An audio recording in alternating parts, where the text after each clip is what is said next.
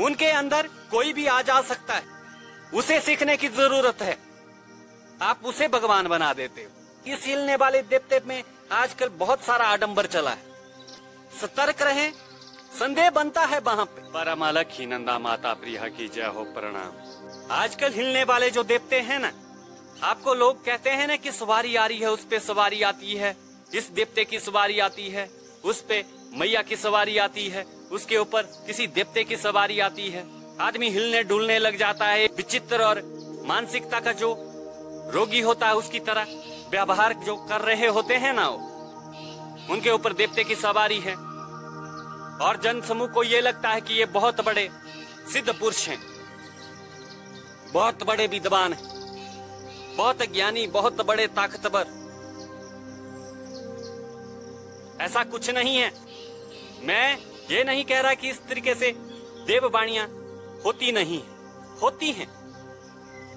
पर जो आजकल हो रहा है ना, थोड़ा सा हिलावट हो गई तो लोग भीड़ लगा के बहुत बड़ा साधु है, बहुत बड़ा संत बन गए हो। अबे मूर्खों, वो कमजोर हैं। आप सभी को कह रहा हूं, उनके शरीर में ताकत होती तो उनको हिलने की जरूरत नहीं पड़ती, मानसिक स्थिति खोलने की जरूरत नहीं थी उनको। उनके पास ध्यान की कमी है, उनके पास आत्मज्ञान की कमी है, उनके पास देव ज्ञान की कमी है। इसीलिए आज भी भगवान को उनको चलाने के लिए उनकी मानसिक स्थिति खराब करने की जरूरत पड़ती है। उनके अंदर कोई भी आ जा सकता है। उससे ज्यादा ताकतवर तो आप लोग हो कि आपके अंदर कोई आ नहीं सकता आपके इजाजत के बिना। अगर आपके बिना इजाजत के कोई भी अंदर बाहर आ जा रहा है ना, तो मतलब कमजोर है, वो शरीर कमजोर है, वो इंसान कमजोर है। उसे सीखने की जरूरत है। आप उसे भगवान बना देते हो। वाह मेरी सरकार, परम आनंद की जय हो। मेरे महात्मनों, वो कमजोर हैं, आपको समझने की जरूरत है। जो कमजोर आदमी आपकी क्या इलाज करेंगे ढंग से। इस हिलने वाले देवते में आजकल बहुत सारा आडंबर चला है। ये सवारी आना, मेरे पास उसकी सवारी आती है, भगवान की सवारी आती है, श्री भैरव जी की सवारी आती है, श्री काल भैरव जी की सवारी आती है, इनके पास श्री माता काली जी खेल रही हैं, श्री महावीर जी खेल रहे हैं, कोई भी देवी देवता हो सकते हैं। लोग कहते हैं कि सवारी आ रही। आजकल ऐसा हो रहा है। थोड़ा सा हिल के दिखाया, वो तो मैं भी अभी करके दिखा सकता हूँ। ऐसा तिरस्कार नहीं दे रहा हूँ कि ये कला नहीं थी, ऐसा नहीं होता। होता है ऐसा, जो कहते हैं ना कि हमारे पास देव सवारी आ रही है, जो बताते हैं ना, उन सभी को मैं एक बात बताऊं, जो ऐसे लोगों के पास जाते हैं, सवारी हमेशा कुछ दिन के लिए आती है, मतलब 3, 4 से 5 दिन, ज्यादा से ज्यादा 7 दिन, ज्यादा से ज्यादा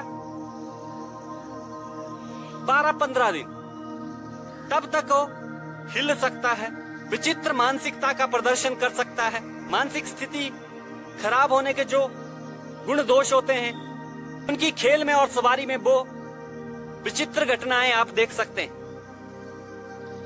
इतने दिन के अंदर मन बुद्धि उस शक्ति को समा लेती है। जब पूर्णतः शक्ति शरीर में समा गई, उसके बाद आडंबर किस बात का, उसके बाद हिलावट किस बात की।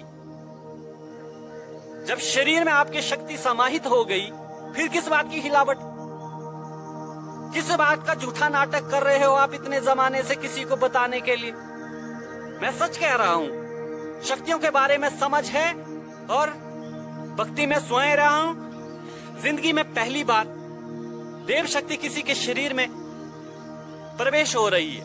उस दौरान कमजोर शरीर के साथ ऐसा होना स्वाभाविक है। क्यों नहीं,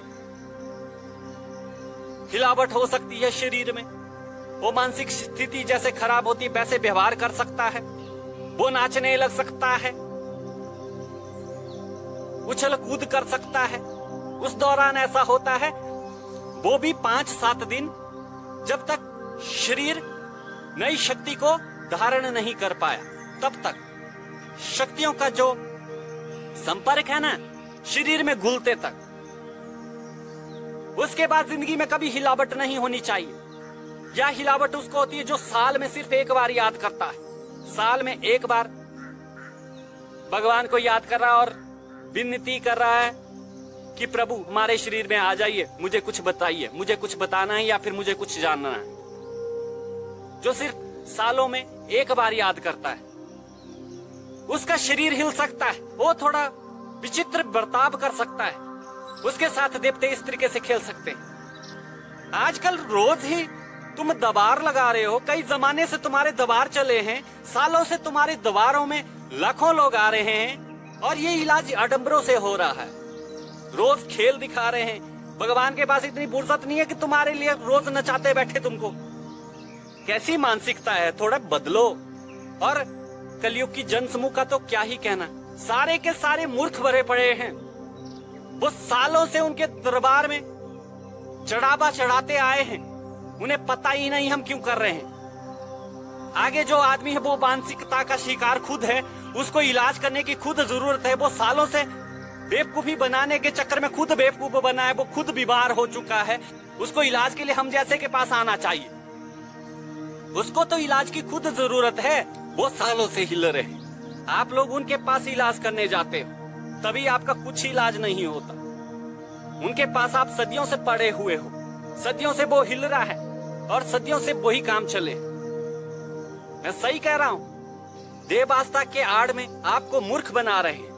देवताओं का डर फैलाकर और शक्तियों का डर फैलाकर वो आप लोगों का शोषण कर रहे हैं। इनसे बचिए। जो हिलने वाले खेलने वाले जो देवते हैं ना, इन पे संदेह करने की जरूरत है, क्योंकि इसमें सबसे ज्यादा आडंबर हो रहा है। आज के समय में सबसे ज्यादा आडंबर करने का तरीका सनातन में यह बना दिया गया है। सतर्क रहें, संदेह बनता है वहां पे। ऐसी देव खेलों से बचने की जरूरत है। यहां से जनसमूह को सतर्कता बरतने की जरूरत है। आज के लिए इतना ही। हमें इजाजत दें। परम अलखी नंदा माता प्रिया की जय हो। प्रणाम।